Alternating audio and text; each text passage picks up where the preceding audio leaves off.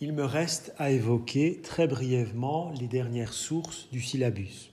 Commençons par les sources orales. Alors les sources orales, je pense que vous allez vite comprendre pourquoi. Ce sont des sources que l'on retrouve uniquement durant l'époque contemporaine.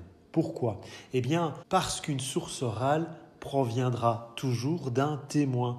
Et ce témoin, vous devez l'interroger. Ce témoin, il doit justement témoigner. Donc, par exemple, si vous travaillez sur la Première Guerre mondiale qui s'est déroulée, pour rappel, entre 1914 et 1918, eh bien malheureusement, vous n'aurez plus de soldats à interroger. Eh bien pourquoi ? Parce qu'ils sont malheureusement décédés.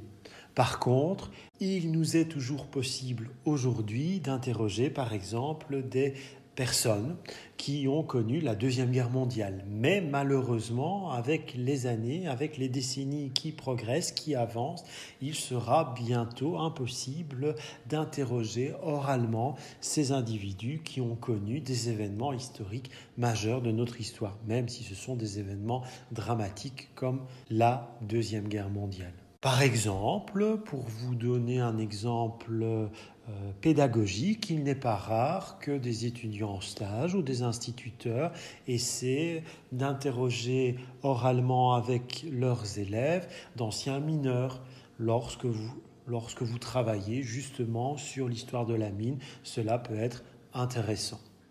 Alors, ces témoignages oraux, nous ne savons donc pas les pérenniser, nous ne savons donc pas les conserver dans le temps. Il existe donc une solution.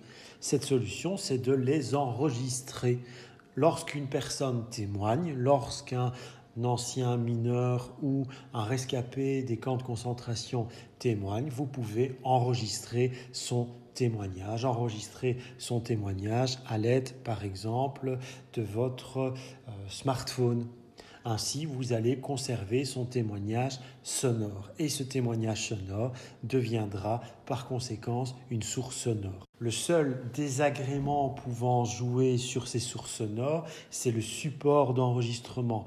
Ainsi, par exemple, si dans les années 70 ou dans les années 80, on a enregistré un témoignage sur des bandes sonores, eh bien, on ne peut pas garantir la survie ou du moins le bon état de ce type de support aujourd'hui. Donc, il faut toujours être méfiant quant à savoir sur quel type de support on enregistre ces sources sonores. Dernière possibilité, vous pouvez avoir le son, mais aussi vous pouvez avoir l'image. Je reprends l'exemple de mon ancien mineur. Vous pouvez interroger, recueillir le témoignage sonore, oral de cet individu, mais vous pouvez aussi, lors de l'interview, l'enregistrer.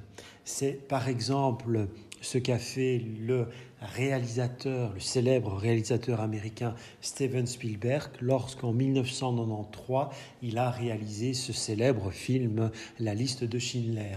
Eh bien, après avoir réalisé ce film, il a décidé de fonder une société qui allait systématiquement interroger des rescapés de ces camps de concentration, de ces camps de la mort. Ces témoignages, ces interviews, elles ont été filmées, elles ont été enregistrées. Ces documents constituent donc maintenant des sources audiovisuelles parce que vous avez le son et vous avez l'image, vous voyez la personne qui est en train d'être interrogée.